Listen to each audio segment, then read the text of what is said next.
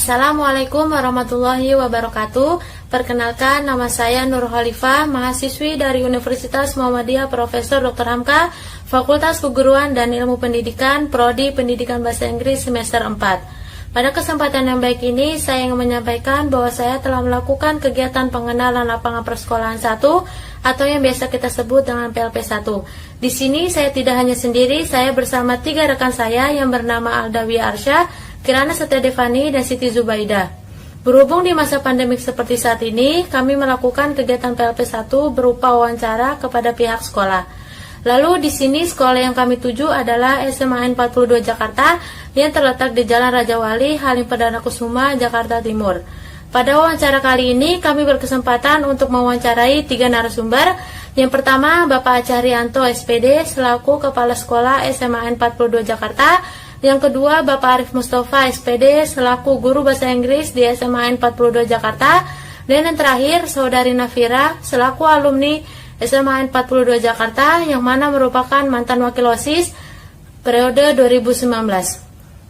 Berikut adalah video wawancara kami dengan pihak sekolah SMA 42 Jakarta. Baik Pak, yang pertama saya ingin menanyakan perihal tentang kultur sekolah. Dan pertanyaannya itu adalah bagaimana kultur sekolah di sekolah itu dan apa saja kebiasaan yang dilakukan siswa saat bertemu guru atau staf sekolah. Selanjutnya dari yang tadi sudah ditanyakan terkait dengan kultur ya. Memang di SMA 42 Jakarta ini kebetulan adalah sekolah 2018 itu adalah sebagai sekolah adiwiyata mandiri. Sekolah adiwiyata mandiri itu sekolah yang boleh katakan itu tingkatannya sudah nasional plus. Jadi sudah di atas nasional, bahkan ini ada direncanakannya SMA 42 itu akan diikut sertakan di dalam kaitannya dengan adiwiyata untuk internasional. Adiwiyata itu apa? Adiwiyata itu kan adalah sekolah yang peduli dan berbudaya lingkungan. Jadi kultur di SMA 42 memang yang mungkin menonjol dari sekolah-sekolah lain adalah kita memang betul-betul kegiatan-kegiatan anak-anak dan bapak ibu guru serta kondisi sekolah adalah mengarah ke kaitannya dengan lingkungan. Baik Pak, selanjutnya saya akan menanyakan hal terkait tentang struktur organisasi dan tata kelola di sekolah. Ya. Apakah ada struktur organisasi dalam sekolah ini, Pak?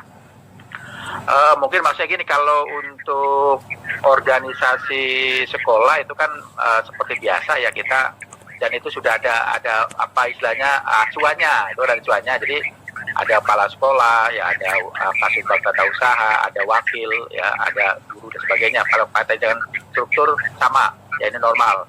Cuman mungkin kalau kaitannya dengan organisasi di sekolah kita ini kan organisasi itu hanya ada 2 secara di luar organisasi sekolah gitu ya. Artinya organisasi struktur organisasi. Itu ada OSIS kan, yang jelas kan OSIS kan itu. Oleh OSIS yang merupakan memang organisasi yang satu-satunya yang organisasi siswa yang satu-satunya yang memang diakui ya.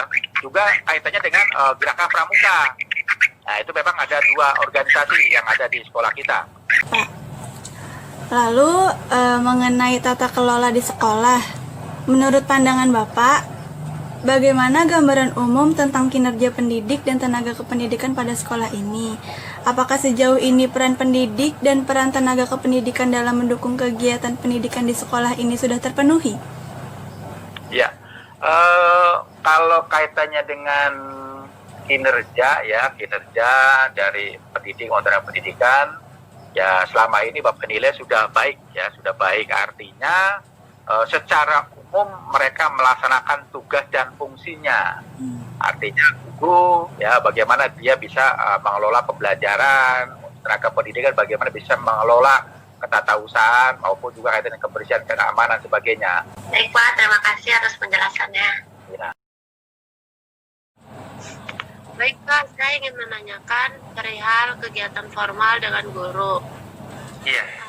Itu pertanyaannya yang pertama, adakah kegiatan rutin yang biasanya dilakukan oleh sekolah? Lalu apa saja kegiatan tersebut? kegiatan rutin di sekolah ada, jadi ada dua yang dilaksanakan, yaitu intrakurikuler dan ekstrakurikuler. Lalu ke pertanyaan selanjutnya tentang rutin siswa. Sebagai sebagai seorang guru bahasa Inggris, bagaimana pembelajaran yang efektif bagi siswa? Pelajaran yang efektif bahasa Inggris bagi siswa itu dengan menciptakan English atmosphere di sekolah.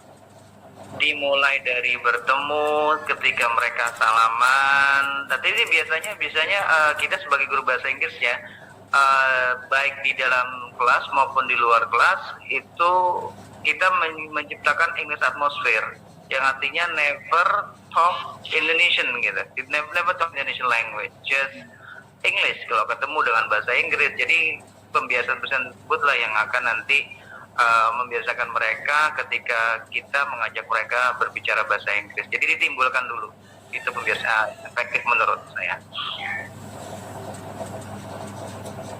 Baik. Lalu untuk mengatasi rasa bosan, bagaimana cara Bapak untuk menghidupkan suasana di kelas? Cara untuk mengatasi bosan itu buat peserta didik itu biasanya paling efektif itu menggunakan audio dan video. Jadi saya menggunakan lagu-lagu dan video-video pembelajaran yang kaitannya ada yang berhubungan dengan kurikulum, yang berhubungan dengan silabusnya. Jadi mulai menghilangkan rasa bosan dengan lagu dan video. Baik.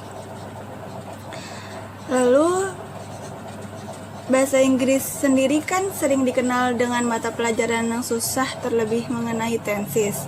Untuk itu, adakah cara Bapak tersendiri untuk membuat pelajaran tenses lebih mudah dan menyenangkan? Dengan menyanyikan lagu dan menyuruh mereka untuk membuat video pembelajaran. Saya ambil contoh kayak gini, kan ada tuh lagu-lagu yang berhubungan dengan tenses ya, seperti lagunya, tapi kita ambil lagu-lagu yang terkini ya, artinya lagu-lagu yang mereka kenal, lagu-lagu yang mereka tahu, lagu-lagu yang milenial ya, kayak semacam saya ambil contoh kayak lagunya Secret Love Song dari Little Mix featuring Jason Derulo yang I wish that could be like that, seperti itu ya, I'm yours. Nah itu kayak agak lagi itu kan berarti I wish-nya kita ambil di situ kan. Terus kemudian membuat mereka, saya tugaskan untuk membuat video pembelajaran. Saya ambil contoh seperti ini, kayak teks prosedur. Ya, prosedur itu kan juga ada tensesnya di situ ya, dari first, second, third, bagaimana cara membuat atau melakukan sesuatu, dan itu mereka rekam. Dan biasanya mereka kalau disuruh dengan membuat video atau mereka lagu dan it works, biasanya mereka mau, antusias banget. Oke, baik Pak. Selanjutnya saya akan menanyakan terkait praktik pembiasaan dan kegiatan positif. Ya. Adakah praktik pembiasaan atau kegiatan positif siswa Pak? Dan apa aja contohnya? Ada praktek pembiasaan itu yang di 42 lakukan ya, salah satunya adalah jam 6 pagi kita para guru berdiri di depan hall, kemudian anak bersalam-salaman ya, artinya itu untuk menumbuhkan pembiasaan baik untuk mencintai atau on time selalu.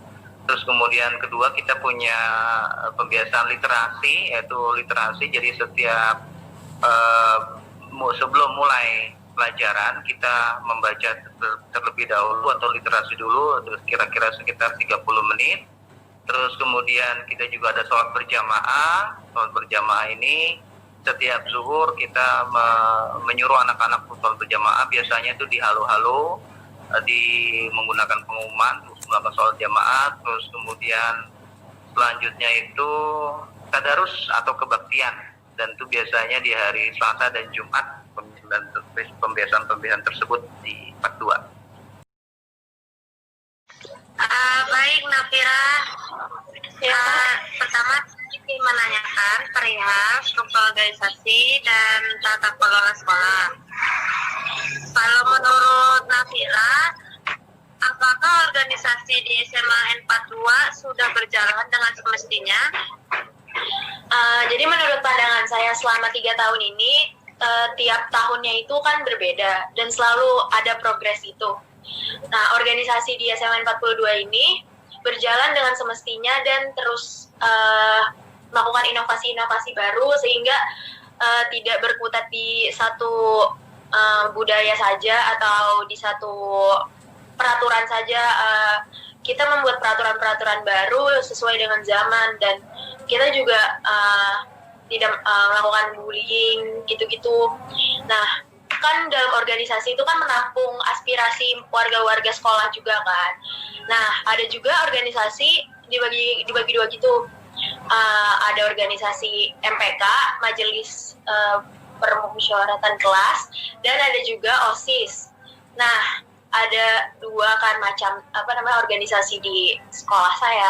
Nah, saya itu kebetulan bagian dari OSIS. OSIS itu lembaga eksekutifnya, di mana dia menjalankan program kerja, sedangkan MPK itu yang mengawasinya. Nah, setiap tahunnya kita ada sidang di mana mempertanggungjawabkan apa yang telah ketua OSIS kami janjikan kepada warga sekolah dan mengevaluasi kesalahan-kesalahan sehingga tiap tahunnya kita tidak mengulangi kesalahan itu lagi. Nah, lembaga MPK sendiri itu juga menjalankan tugasnya dengan baik setiap tahunnya dan ada perubahan beberapa struktur gitu. Selanjutnya aku mau nanyain tentang tata tertib di sekolah ya. Nah, nih sebagai alumni, kamu tuh ngerti nggak sih dengan tata tertib yang dimiliki di sekolah kamu dulu gitu? Kayak misalkan ngerti di sini tuh maksudnya kayak ngerti benefitnya apa gitu. Kayak misalkan nggak boleh buang sampah ya biar bersih halamannya, biar bersih lingkungannya gitu. Ya, kebetulan kan di SMA 42 Jakarta itu adalah sekolah adiwiyata, di mana memang membuang sampah sembarangan itu sangat dilarang. Jadi di sekolah kami itu tidak ada, seperti jarang, mungkin kecil persentasenya untuk orang-orang di warga sekolah membuang sampah sembarangan. Begitu masuk ke SMA 42 Jakarta, saya melihat benar-benar bersih dan benar-benar tertata rapi, dan itu salah satu tata tertib yang paling penting menurut saya. Dan tata tertib yang lain memang berjalan dengan semestinya. Guru-guru juga memberikan sanksi dan hukuman sebagaimana mestinya, tidak ada yang gimana-gimana, tidak ada yang kelewatan, sesuai dengan apa yang telah dituliskan di peraturan sekolah. Oh, berarti berjalan dengan semestinya ya peraturannya. Dan selanjutnya, lalu Nafira, aku mau nanya tentang biasa apa sih kegiatan yang dilakukan sama siswa. Pertanyaannya itu, apakah kegiatan yang rutin dilakukan oleh siswa atau siswi berjalan sebagai semestinya? Apakah kegiatan siswanya itu kayak berjalan semestinya gitu setiap harinya gitu? Selama 3 tahun aku di sekolah, kegiatan yang rutin dilakukan di sekolah itu memang berjalan dengan semestinya. Tiap tahun ada saja program baru yang berjalan, tapi semua siswa itu di SMA 42 Jakarta tetap support dan tetap ikut berpartisipasi. Banyak banget program-program yang berjalan, dan itu rutin dilakukan sampai sekarang, pandemi pun tetap berjalan. oke, makasih ya Nafira. Iya, makasih Kak. Di SMA N42 Jakarta, murid dibiasakan untuk melakukan kegiatan 3S, yaitu senyum, sapa, dan salam. Tidak hanya itu, mereka juga dibiasakan untuk peduli dengan lingkungan dengan cara mengambil sampah lalu membuangnya di tempat sampah. Di SMA N42 Jakarta juga dibiasakan murid untuk sholat duha di waktu istirahat pertama. Di SMA N42 Jakarta memiliki 2 organisasi, yaitu Pramuka dan OSIS. Mengenai tata tertib di sekolah SMA N42 Jakarta, ada 3 tata tertib. Yang pertama, tata tertib pendidikan, yang kedua, tata tertib ruangan, dan yang terakhir atau ketiga, tata tertib kelas. Tata tertib ini memiliki penanggung jawabnya masing-masing dan disosialisasikan kepada siswa dan siswi maupun guru dengan baik, sehingga semua warga sekolah dapat mengerti dan melaksanakannya dengan baik. Demikian hasil laporan wawancara yang telah kami lakukan bersama dengan narasumber dari SMA N42 Jakarta.